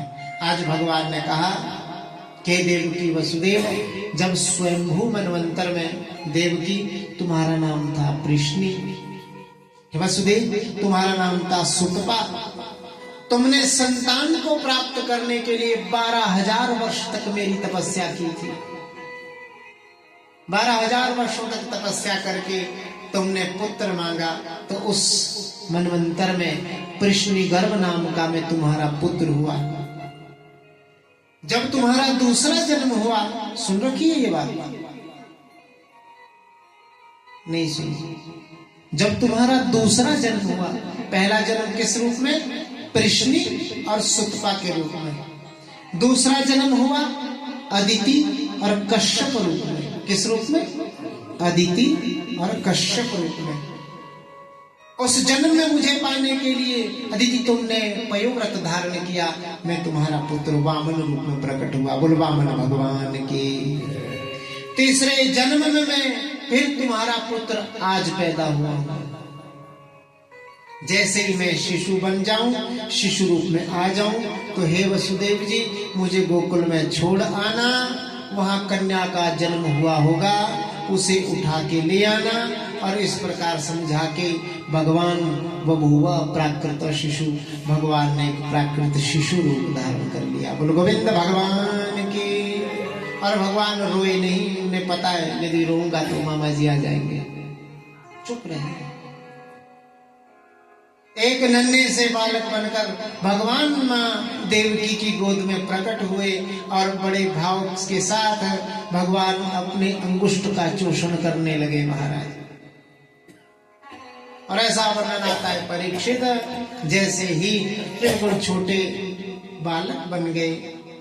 और उधर गोकुल में भी भगवान की प्रेरणा से यशोदा मां के गर्भ से योग माया का जन्म हुआ। रोहिणी के गर्भ से भगवान शेष भगवान बड़े भैया के रूप में पहले ही प्रकट हो गए थे महाराज। बाल कृष्ण भगवान को एक सूप में लिटाकर अपने माथे पर रखा और अपने सिर के ऊपर रखा। वसुदेव जी ने उन्हें उठाकर जाने लगे। जैसे ही द्वार पर पहुंचे, सारे के सारे द्वारपाल अपने आप सो गए। वसुदेव जी के पैरों की, हाथों की बेड़ियां अपने आप खुल गई, द्वार भी अपने आप खुल गए। और जैसे ही खुले, वसुदेव जी महाराज भगवान बाल कृष्ण को लेकर उन सातों के सातों द्वारों को पार करके बाहर निकले, आगे जाने लगे। आगे चलते चलते मार्ग में जमुना महारानी का आगमन घुमड़ घुमड़ कर होने लगा। आज जमुना महारानी ने सोचा कि ठाकुर जी बड़े समय बाद आ रहे, इनके चरण स्पर्श तो करना चाहिए। आज मेरे स्वामी आए हैं, क्योंकि जमुना महारानी कालिंदी भगवान की पत्नी है ना, जमुना कालिंदी। सिर के ऊपर मस्तक पर धारण किया और जमुना जी को पार करने ही वाले थे, तो उतनी देर में बादलों ने सोचा हम क्या दें ठाकुर को, हमारे पास क्या है, हम तो कुछ दे नहीं सकते गोविंद को। फिर श्लोक याद आ गया इन बादलों को कि पत्रम पुष्पम फलम तोयम यो में भक्त्या प्रचति। पत्र पुष्प फल जल भी मुझे को प्रेम से अर्पित करता है, मैं उसे अवश्य स्वीकार करता हूँ। बादलों ने सोचा कि हमारे पास तो जल है, तो महाराज हल्की हल्की बूंदें भगवान ठाकुर जी के ऊपर बरसाने लगे। शेष भगवान ने सोचा कि भगवान इतने छोटे से हैं, इनको जल की पड़ी है, सर्दी जुकाम हो गया तो स्वयं महाराज अनंत फनों के साथ भगवान के ऊपर अपने शेष अपने फनों से छत्र छाया करने लगे। जमुना जी में प्रवेश हुआ। जमुना महाराज ने सोचा बड़े दिन बाद आए हैं स्वामी, आज छोटे रूप में आए हैं, पैर तो छूना बनता है, तो बढ़ने लगी। जैसे ही बढ़ते बढ़ते बढ़ते बढ़ते कहां पहुंची? ससुर जी की दाढ़ी के पास। जैसे ही दाढ़ी के पास पहुंची, वर्णन आता है जैसे दाढ़ी को स्पर्श हुआ, ठाकुर जी ने कहा अरे जमुना तुझे पैर धोने की पड़ी है, तेरे ससुर जी डूब रहे हैं, ये बह गए तो साथ में मैं भी बह जाऊंगा, ले मेरे पैर। भगवान ने उस सूप से पैर निकाला और जमुना महारानी के जल में स्पर्श किया। धन्य हो गई जमुना महारानी भगवान के चरणों का स्पर्श करके, और प्रेम से वसुदेव जी को रास्ता दिया। पहुंच गई गोकुल में। और जैसे ही पहुंची परीक्षित, गोकुल में पहुंचते ही आज देखा योग माया के प्रभाव से सभी सो रहे हैं महाराज। किसी को कोई पता नहीं कौन आया कौन गया? वसुदेव जी ने ठाकुर जी को मस्तक पे धारण कर रखा था। जैसे ही यशोदा महारानी नंद रानी के कक्ष के बाहर पहुंचे, अपने आप द्वार खुल गए, देखा कन्या का जन्म हुआ है। वसुदेव जी ने अपने सिर पर से छोटे से बालक को उठाया, बाल रूप को भगवान के उठाया, उसे यशोदा महारानी के साथ में रखा और वहां पर उपस्थित उत्पन्न हुई भगवान की माया रूपी कन्या को उठाया, अपने मस्तक पर धारण किया। ऐसा वर्णन आता है कि यशोदा महारानी को ये तो पता था कि उसके कुछ हुआ है, लेकिन ये पता नहीं था कि बेटा हुआ है कि बेटी हुई। कुछ लोग हमसे पूछते हैं कि ऐसा कैसे महाराज, बेटे पैदा हुए गुरुदेव से नहीं पता ही ना कि पैदा भी हुए। हम बोलते हैं महाराज, लेकिन वहां पर लिखा है, भागवत जी में लिखा है, अंतिम श्लोक है मेरे ख्याल से चौथे अध्याय का या तीसरे दशम स्कंद के पूर्वार्ध के दूसरे या तीसरे अध्याय का अंतिम श्लोक है। न तत्लिंगम परिश्रांतम परम बुद्धितः। प्रसव पीड़ा कैसी, सभी को माताओं को पता है प्रसव पीड़ा कितनी, दूसरा जन्म होता है माताओं बहनों का। तो माता यशोदा ने कि जब गर्भ से कन्या पैदा हुई तो उस प्रसव पीड़ा से थककर बालिक संतान तो पैदा हो गई, लेकिन माता को इतना कष्ट हुआ, थक भी गई थी, तो उन्हें बाहर हल्की हल्की बारिश भी हो रही थी। पसीना पसीना होने के कारण माता यशोदा को निद्रा आ गई। उन्हें ये तो पता था कि कुछ हुआ है, अब बेटा हुआ है कि बेटी, अब सुबह ही देखेंगे महाराज। बोलो गोविंद भगवान की। उस कन्या को उठाया, अपने मस्तक पर रखा, वापस पहुंचे।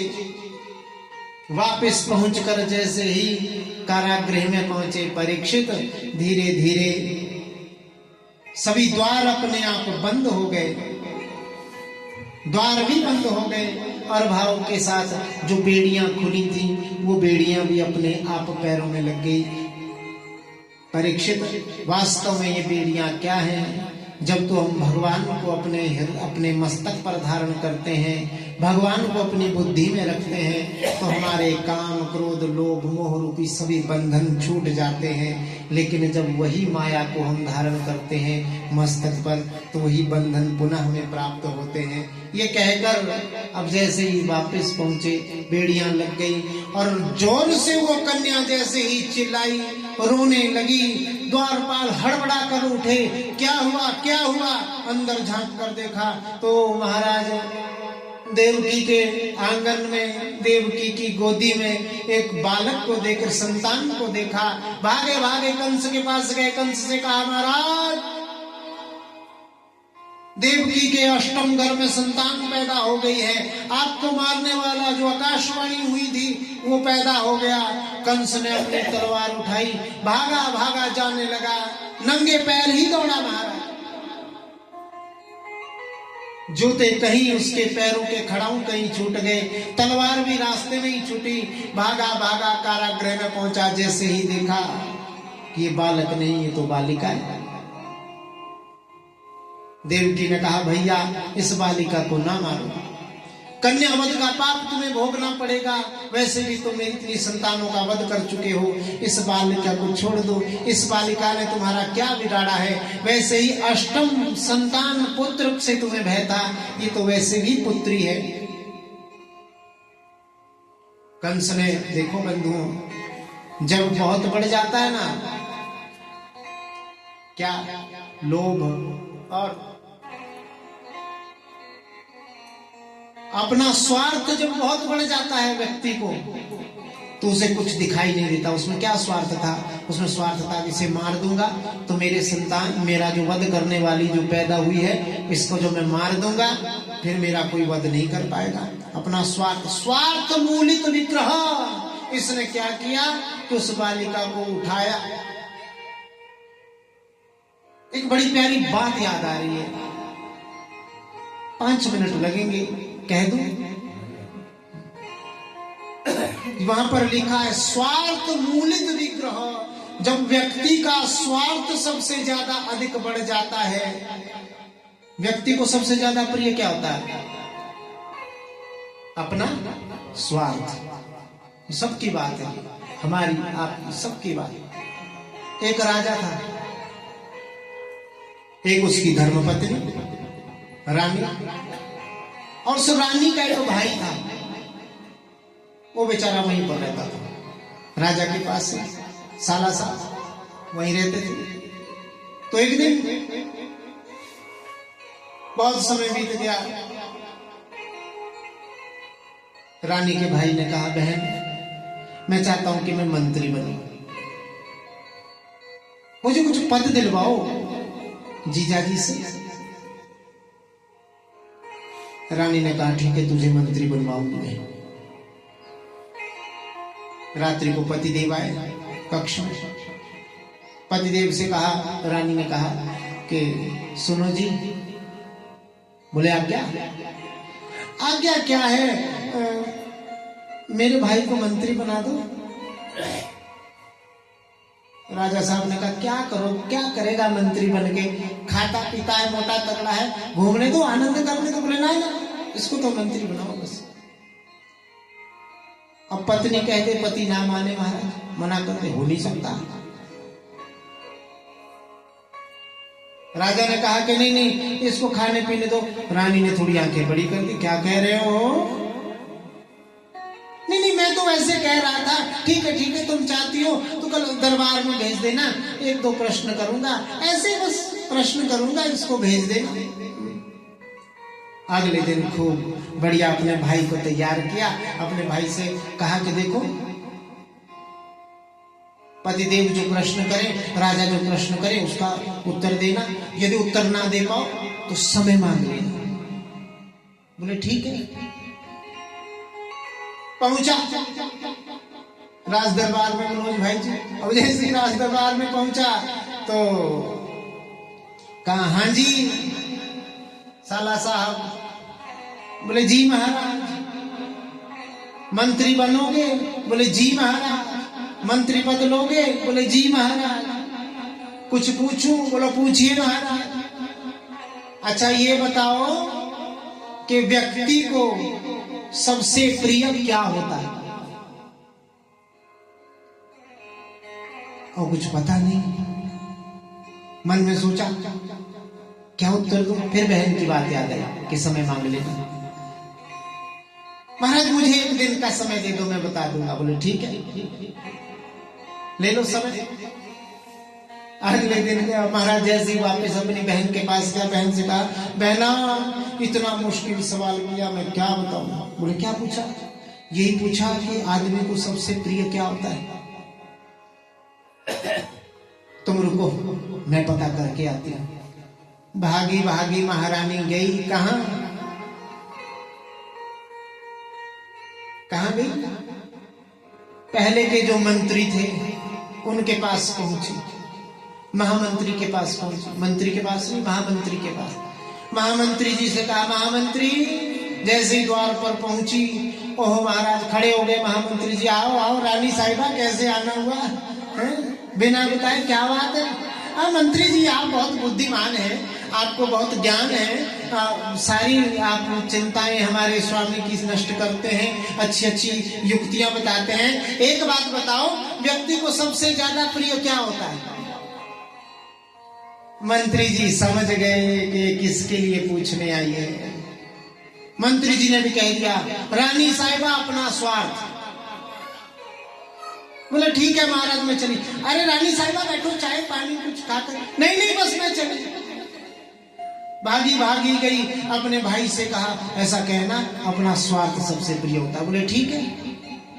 गया राजा साहब के पास। हाँ साले साहब बताओ क्या होता है? बोले स्वार्थ। राजा साहब ने फिर पूछा, बोले कैसे? वो तो उतना ही बताएगा जितना पूछ कर आया महाराज। बोले एक दिन का टाइम और दे दो महाराज। इधर महामंत्री जी ये जान गए कि रानी साहिबा फिर आएंगी। अपनी पत्नी से कहा, तुम अपनी सारे सेवकों से कहा, नौकरानियों से कहा कि जाओ आज के दिन सब छुट्टी करो। अपनी पत्नी से कहा तुम भी जाओ किट्टी पार्टी में आनंद करो, लीव मी अलोन, मुझे अकेला रहने दो। और महाराज ऐसे महामंत्री लेट गए अपने आसन के ऊपर, सिर रखा, सिर के ऊपर हाथ रखा है। अब महारानी फिर आई, भाई गया अपनी पत्नी के, अपनी बहन के पास, बहन से कहा अरे बहना किस चक्कर में फंसवा दिया मुझे। बोले क्यों, क्या हुआ? तुमने कहा था कि ऐसा कहना कि स्वार्थ प्रिय होता है।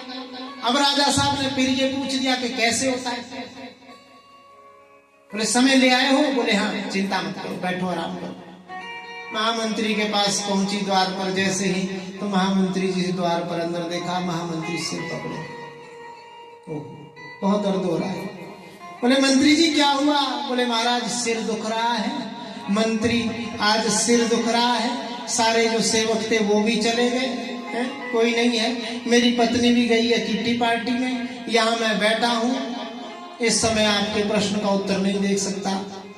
बोले क्यों महाराज, मैं तो बड़ी इच्छा उम्मीद लेकर आपके पास आई हूँ। बोले नहीं नहीं महारानी, आज नहीं कल आना। बोले नहीं नहीं, कल तो बात बिगड़ जाएगी, आज ही चाहिए उत्तर।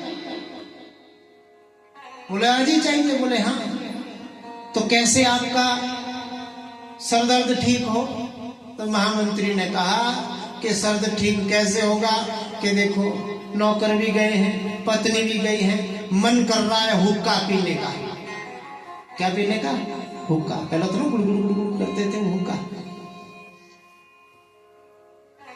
महारानी कोई हुक्का मांझे, हुक्का बनावे, तंबाकू डाले, हम तंबाकू की पाइप मुंह में लगाएं, पीछे कोई तंबाकू पकड़ने वाला उठाने वाला हो हुक्का, हम आगे आगे चले, वो पीछे पीछे चले, ताजी हवा में हम हुक्का गुड़गुड़ाएं, तब थोड़ा दिमाग काम करेगा।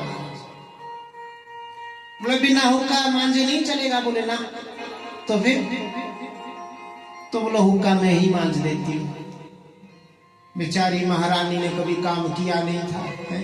5.25 फुट की उसकी पाइप, 5.25 सेर का हुक्का, पीतल का हुक्का, राख से मांझा, हाथों में छाले पड़ गए महाराज। फिर हुक्का कभी बनाया नहीं था, गरम गरम आग के उसके ऊपर अंगारे डाले, हाथ सारे जल गए महाराज। बोले महारानी बन गया हुक्का? बोले जी महामंत्री बन गया। बोले चले? बोले चलो महाराज। आगे आगे मंत्री जी हुक्का गुड़गुड़ा रहे हैं, पीछे पीछे महारानी हुक्का उठाए उठाए चल रही हैं। इधर राजा साहब आए महाराज। जब पत्नी घर पे नहीं ना मिलती तो पतिदेव क्या करते हैं? सारे दरवाजे खोल कर देखते हैं, भाग्यवान कहाँ गई, कहाँ गई। सारे खिड़की दरवाजे खोलते हैं, बच्चों से वो तेरी माँ अकेली गई, बच्चों से पूछते हैं। ऐसा ही करते ना कि कहाँ गई, चिंता हो जाती है पतिदेव को। ऐसे ही राजा साहब को चिंता होगी पत्नी कहाँ गई, महारानी महारानी। और मंत्री जी भी चालाक महाराज, वो हुक्के का पाइप हुक्का गुड़गुड़ाते हुए उसी तरफ हो गए जहां पर राजा साहब की खिड़की खुलती थी महाराज। जैसे ही वहां पहुंचे राजा साहब ने, महाराज ने खिड़की खोली, ऊपर से जब दृश्य नीचे का देखा तो अचंभित हो गई, ये क्या? भागे भागे राजा साहब आए, अरे महामंत्री ये क्या? महारानी तुम्हारा हुक्का पकड़ रही है, तुम हुक्का गुड़गुड़ा रहे, चल क्या रहा है, क्या बात है? अरे महाराज बुरा नहीं मानना, क्षमा करना, आपकी पत्नी महारानी कल हमारे पास आई थी, उन्होंने पूछा था मुझसे कि व्यक्ति को सबसे प्रिय क्या होता है, मैंने कहा था स्वार्थ। आज ये फिर आई हैं, उन्होंने पूछा कैसे, तो मैं शब्दों में नहीं समझा सकता था, मैं तो प्रत्यक्ष अनुभव करवा दिया कि व्यक्ति को अपना स्वार्थ इतना प्रिय होता है कि वो अपने नौकर का हुक्का तक मांझने पर तैयार हो जाता है महाराज। अपने नौकर तक का हुक्का पकड़ने के लिए, खींचने के लिए, भरने के लिए व्यक्ति को स्वार्थ इतना प्रिय होता है। ऐसे ही कंस को स्वार्थ इतना प्रिय था कि उसने उस स्वार्थ में आकर उस कन्या को पकड़ा और जैसे उसे पटकने का प्रयास किया, हाथ से चिटकी, अष्टभुजा रूप धारण कर लिया। बोलो जगदम्बा मैया की। आकाश में चतुर्भुज रूप धारण कर दिया, अष्टभुज रूप धारण किया। जगदम्बा ने कहा कि मया हतया मंदा जाता खलु तवांतकृत। अरे हे मंद, हे मूर्ख, क्या कहा? किम मया हतया मंदा, अरे मंदभागी, जिसका भाग्य इतना मंद हो है। कैसा भाग्य कंस का? हाथ में जगदम्बा है, घर में उसके ही कारागृह, घर के आंगन में ही समझो साक्षात भगवान पैदा हो, भगवान को मारने के लिए उद्धृत हुआ कि मुझे मारने से कुछ नहीं मिलेगा, तुझे मारने वाला कहीं और पैदा हो गया। अब जैसे ये सुना वही अंतर ध्यान हो गई जगदम्बा। अब डर कर देवकी वसुदेव के चरणों में गिर गया, क्षमा मांगी, उनको मुक्त भी कर दिया। तुरंत राक्षसों को बुलाया, कहा 1 से 1 महीने के अंदर जितने भी मथुरा मंडल में बालक बच्चे पैदा हुए सबको मार दो। और इधर सुखदेव जी कहते हैं परीक्षित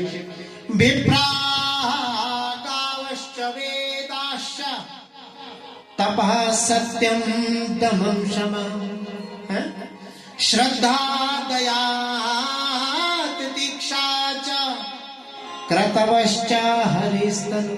अर्थात विप्र, वेद, तपस्वी, सत्य, इंद्रिय दमन, मनोनिग्रह, श्रद्धा, दया, तितिक्षा भाई जी और यज्ञ, ये सब भगवान के अंग होते हैं परीक्षित।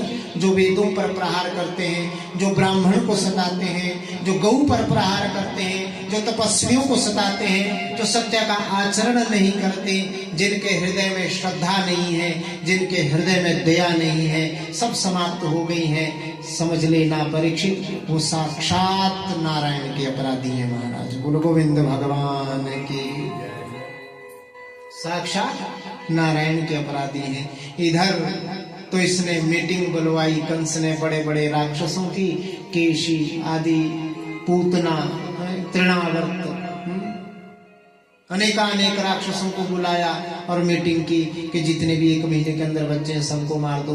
पूतना को भेज दिया। इससे पहले के पूतना पहुंचती, वहां पर जो गोकुल है वहां पर जैसे ही देखा नंद बाबा की बहन ने कि यशोदा की गोदी में एक बालक खेल रहा है, नंद बाबा को जैसे ही पता चला, हृदय में नंद बाबा के आनंद भर गया और भाव के साथ पूरे गोकुल में जैसे ये खबर फैली कि नंद के घर में आनंद हुआ है, नंद के घर में बालक हुआ है, वृद्धावस्था में, प्रौढ़ावस्था में आकर संतान पैदा हुई है। गोकुल वासियों को बड़ा हृदय में आनंद हुआ, नंद के घर में आनंद हुआ है। ये सोचकर सभी नंद बाबा को बधाई देने के लिए आने लगे और आज नंद बाबा के आंगन में नंदोत्सव मनाना प्रारंभ हो गया। बोला नंद के लाला की। तो जो 16 श्लोकों में आज कुछ पकौड़े ज्यादा खाने, आज हमारे पाचक दीपू भाई ने वो इतने ज्यादा पकौड़े खा लिए कि दूसरी बार फलाहार लेने का मन ही नहीं किया हमारा। तो मैं कुछ कह रहा था, उससे पहले डकार आ गई महाराज। वो डकार के चक्कर में हम यही भूल गए कि हमने कहना क्या था। वाचित्वा स्वस्तैनम, भाव के साथ यहां पर 18 श्लोकों में नंदोत्सव सुखदेव महाप्रभु ने गाया है, नंदोत्सव बताया है परीक्षित को कि नंद के आंगन में जब छोटा सा बालक पैदा हुआ, नंद को लाला जब पैदा भयो तो कैसे नंद गांव के लोगों ने, ग्वालों ने, गोप गोपियों ने उत्सव मनाया।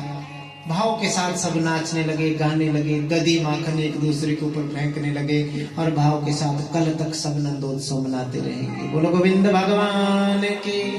कल तक सब नंदोत्सव मनाएंगे और कल हम नंदोत्सव का व्याख्यान करेंगे कि कैसे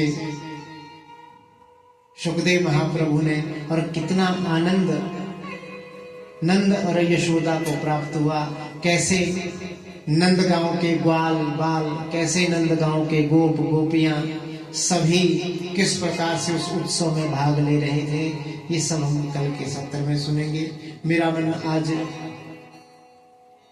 आज सुबह हम सोच रहे थे, बार बार मुझसे सभी पूछ रहे थे, पंडित जी यहाँ पर बैठे, पीयूष ने भी मुझसे पूछा, पीयूष जी ने भी, कि कृष्ण जन्म होगा। हमने कहा इस हिसाब से तो हो नहीं सकता जिस हिसाब से मैं चल रहा हूं। फिर 1 घंटे का 1.5 घंटे का रोज प्रवचन होता है, फिर कथाओं को खींचना बड़ा मुश्किल हो जाता है। तो फिर मैंने सोचा कि आज हम सीधा कृष्ण जन्म करें तो आनंद आए। भाव के साथ मैंने ये सोचा, विचार तो मेरा ये था कि आज हम नंदोत्सव से आगे पूतना राक्षसों को मारेंगे, लेकिन होए सोई जो राम रचि राखा, ये ठाकुर ने जितना चाहा उतना ही बोल सके महाराज, उससे एक शब्द ऊपर नहीं बोल सकते।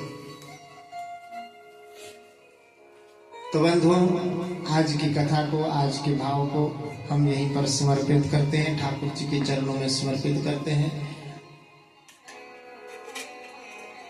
यजमान परिवार का बड़ा भाव, दिवंगत आत्मा को सद्गति प्राप्त हो, मोक्ष की प्राप्ति के निमित्त ये अनुपम मूल पाठ श्रीमद् भागवत महापुराण का अपने इस आंगन में करवाया, और बड़े भाव के साथ, प्रेम के साथ सभी ब्राह्मण वर्ग भी ये अनुष्ठान पूर्ण करने में अपनी संपूर्ण भूमिका निभा रहे हैं। विशेष तौर से आपके पुरोहित जी जितेंद्र जी के